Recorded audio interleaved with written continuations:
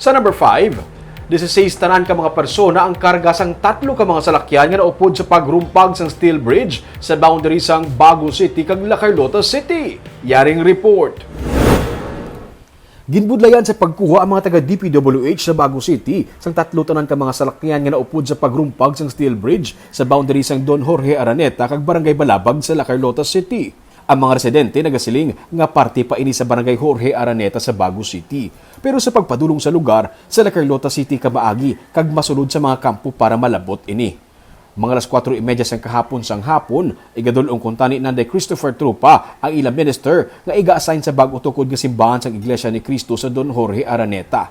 May ginasundan sila nga tricycle sa magtabok sa Taytay. Nagasunod sa iya ang isa ka auto kag isa pagid ka pick-up. Mga kaupod man niya ang sa duha ka mga salakyan.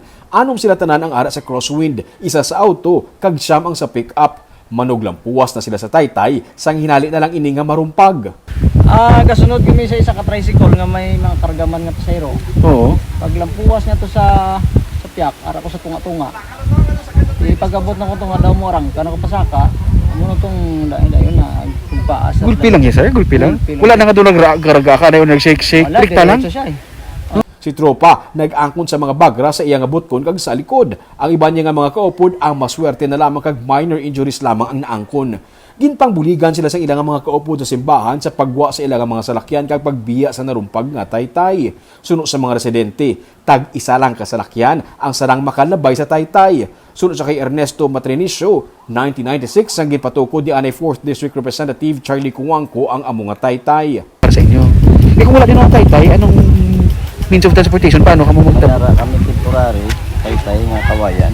So, unari kawayan na kasi. Wala pa galing haligi ng siminto. Oo. Kawayan na nga. Pero sunod sa kay Tropa, wala man galing sa may nabutang nga signage nga nagapahibalo nga isa lang kasalakyan ang pwede makalabay kag hindi pwede magdungan. Kasi bangod wala siya sang Warning. device, warning sign. Sa pwede pasabol ng mga darang mga tao.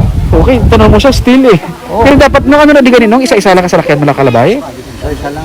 Sa karon, ginabilin lang sa mga nagatabok ang ilang mga motor kag tricycle para makatabok sa piyak nga parte sa Taytay. Si Mayor Rex Salandoon nga nagpasalig naman nga pangitaan sa pondo para liwat mapatukod ang Taytay sa sulod sang sini nga tuig.